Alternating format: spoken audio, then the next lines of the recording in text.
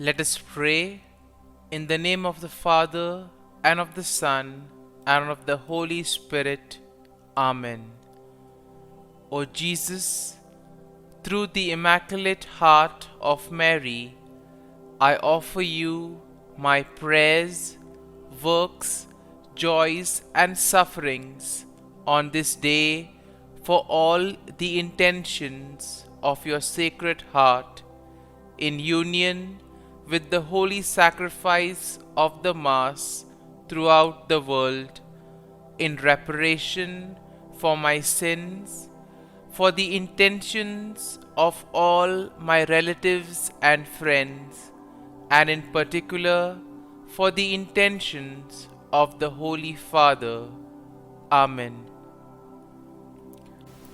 Let us pray for the intentions of the Holy Father for the month of March. For the new martyrs, we pray that those who risk their lives for the gospel in various parts of the world inflame the Church with their courage and missionary enthusiasm. Our Father, who art in heaven, hallowed be thy name. Thy kingdom come, thy will be done, on earth as it is in heaven. Give us this day our daily bread, and forgive us our trespasses, as we forgive those who trespass against us. And lead us not into temptation, but deliver us from evil. Amen. Hail Mary, full of grace, the Lord is with you. Blessed are you amongst women, and blessed is the fruit of thy womb, Jesus.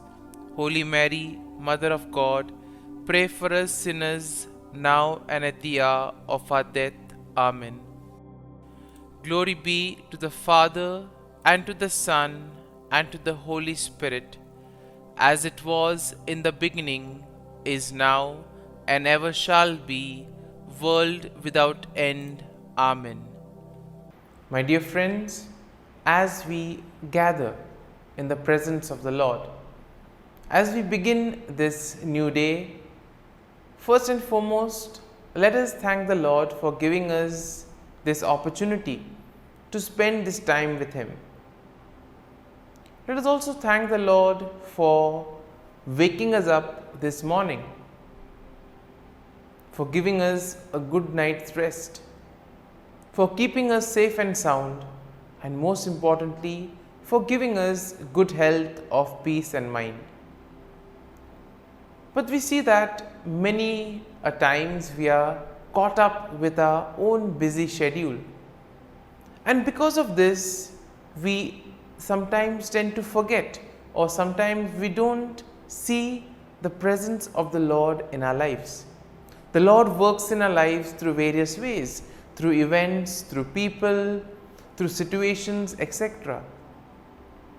And therefore sometimes it becomes difficult for us to understand what the Lord is trying to communicate to us. Sometimes we are so caught up with our busy schedule that we don't even thank the Lord for the small things that happen in our lives. But we see that these small things are very significant because they are all part of the larger picture. And therefore today, in a very special way, let us begin by thanking the Lord for various things that He has done for us, that He is doing for us, and that He will continue to do in the future. First and foremost, let us thank the Lord for the gift of life. And therefore, Lord, we thank you for giving us our talents, abilities, and various capacities through which we can grow and at the same time reach out to others and make a difference in their lives. At the same time, Lord, we also thank you for the gift of our family members, friends, relatives, near and dear ones, and all those who play a very important role in our lives. We see that all these individuals have in some way or the other influenced us, and we are who we are because of them. It has become an important aspect of our life, and therefore we see that it is their hard work and dedication that has enabled us to grow in life. Lord, we also want to thank you for the opportunities that you have given us, opportunities to grow as well as opportunities to make a difference in the lives of others. Lord, we also thank you for the experiences that you have given us. On many occasions, there have been good experiences which we all remember and cherish. But there are also those experiences which are difficult. We also thank you, Lord, for those tough experiences which have taught us many things in life. These tough experiences have made us stronger and have helped us to learn things in life.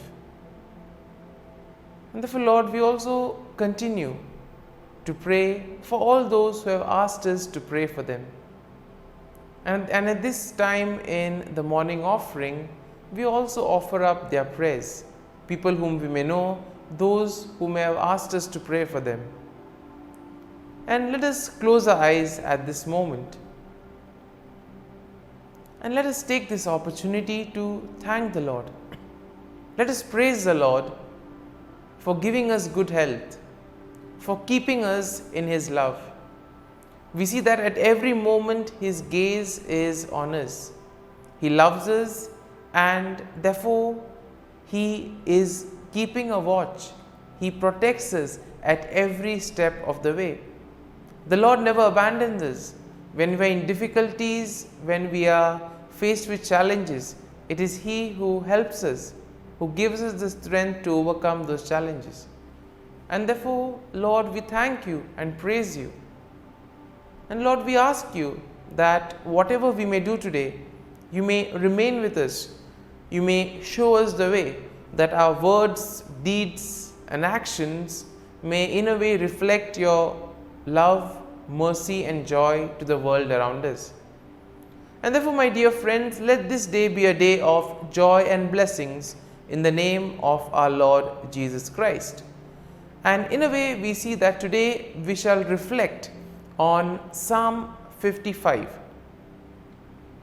As usual, we shall have a general overview of the psalm and then we shall take a look at the psalm in detail, verse by verse.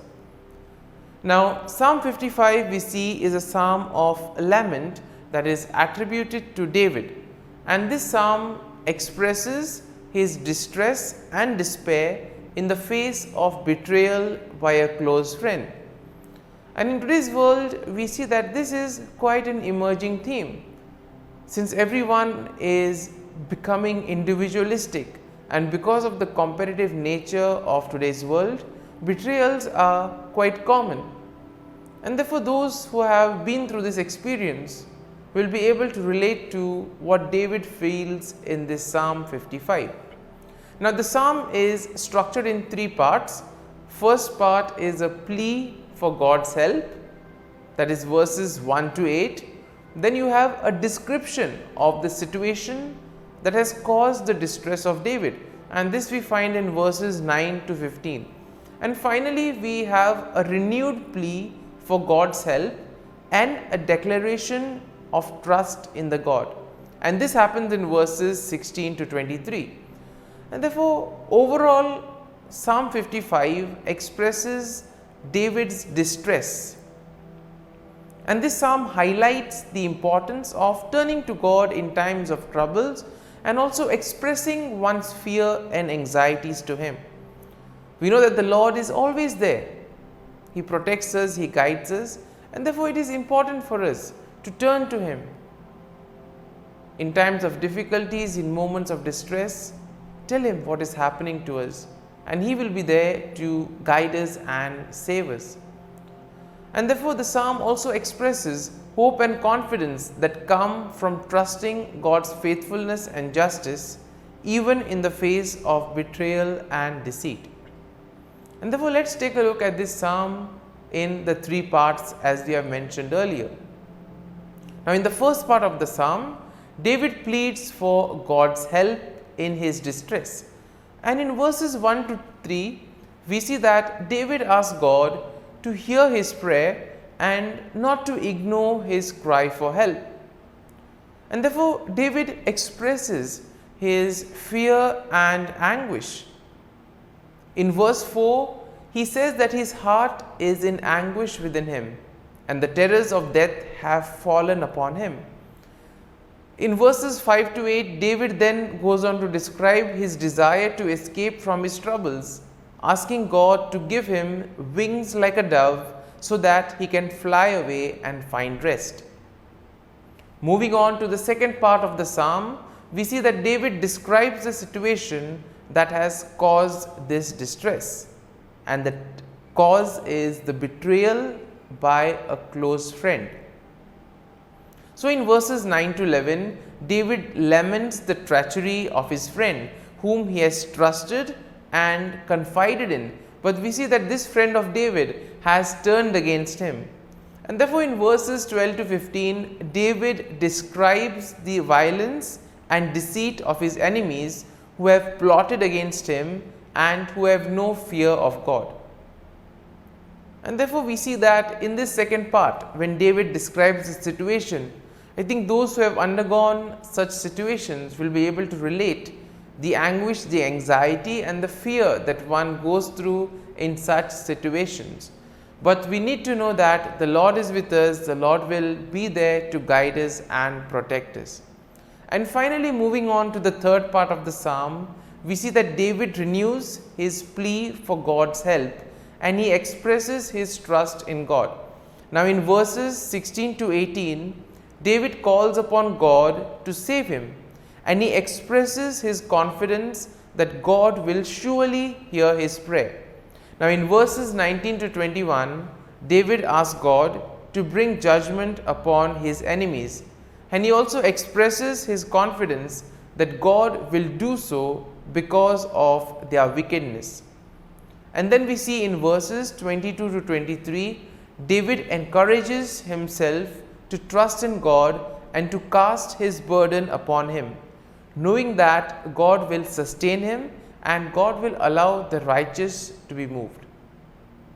Therefore, we are called to have the same faith and trust in the Lord, the same hope and confidence, because the Lord never abandons us. All we need to do is have faith, have hope and trust in the Lord, and He will provide, He will guide us. And therefore, when we are faced in moments of difficulties, let us turn to the Lord. And now, my dear friends, let us spend a few moments in silence, allowing this psalm to take root in us. If you have been touched by some thought or some idea that we have seen in Psalm 55, feel free to ponder and reflect on those thoughts or on those lines, and allow the psalm to take root in you, so that ultimately the psalm becomes part of you and you too are able to grow in trust and confidence in the Lord.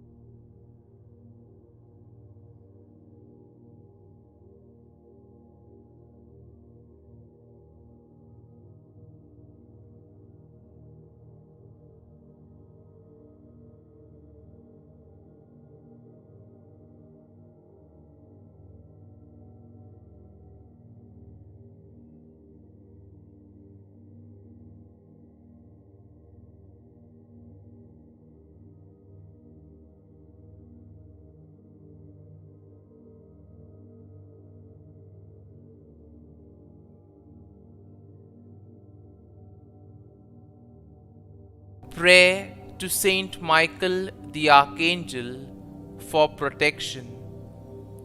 Saint Michael the Archangel, defend us in battle.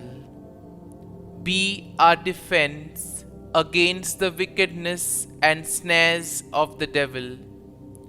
May God rebuke him, we humbly pray.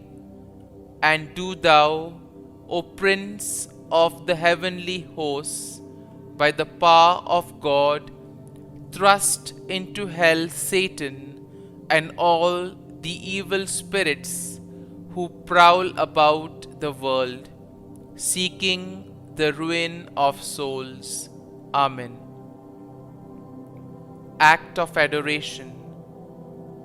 O sacrament most holy, O sacrament divine, all praise and all thanksgiving be every moment thine. Saint Gertrude, prayer for souls in purgatory. Eternal Father, I offer Thee the most precious blood of Thy divine Son, Jesus, in union with the masses said throughout the world today, for all the holy souls in purgatory, for sinners everywhere, for sinners in the universal church, those in my own home and within my family. Amen. May the divine assistance remain always with us, and may the souls of the faithful departed through the mercy of God rest in peace. Amen. Glory be to the Father, and to the Son, and to the Holy Spirit, as it was in the beginning, is now, and ever shall be, world without end. Amen.